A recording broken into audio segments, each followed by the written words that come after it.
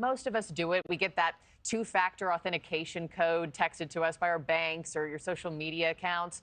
Well, now the FBI is urging Apple and Android users to stop after revealing a telecom breach may expose these messages to hackers. NewsNation's Ryan Bass joining us live to explain further on this. So, Ryan, what are officials recommending we do instead to protect our online accounts? Because surely it can't be we got to just stop texting, right?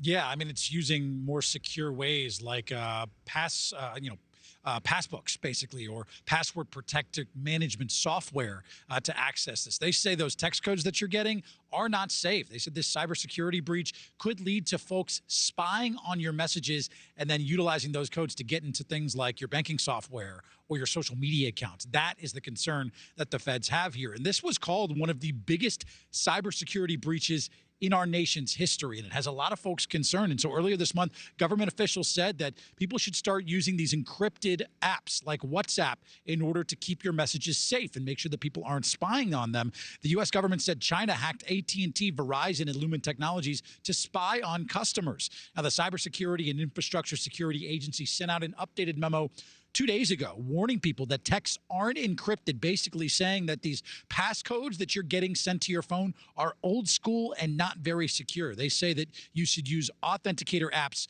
for logging on. So how do we protect ourselves? Like, what are hackers doing to get a hold of your info? Well, I actually had a chance to speak with coding and securities expert Yashin Menraj, who said we need to be extra cautious ourselves with what's being texted to our phone to make sure we aren't voluntarily giving up our sensitive information. And I would say in terms of texting, the biggest worry is not really the two-factor, but the fact that people like you who are, adapt to texting, uses it a lot, is that they are clicking a lot of links. I think that's where 60 to 70% of the active successful hacks has been, is that people have been able to send phishing links that basically are able to, divert your information, your bank information, or access to more critical infrastructures. Yashin told me that we're all getting those USPS text messages saying that our package is late or we got to confirm our address. He said, do not click on those links.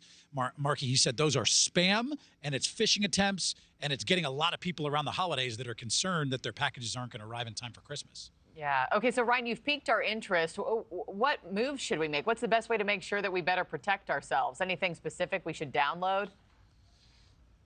Yeah, so obviously WhatsApp is going to be the encrypted way of being able to make sure your text messages aren't being spied on. But who's going to switch to WhatsApp permanently? That's not feasible, right? So the key things here that I think we're going to be doing is a password manager app. That's certainly one way to go. There's things like Passwords app in Apple. Then there's Dashlane or Google Passwords Manager.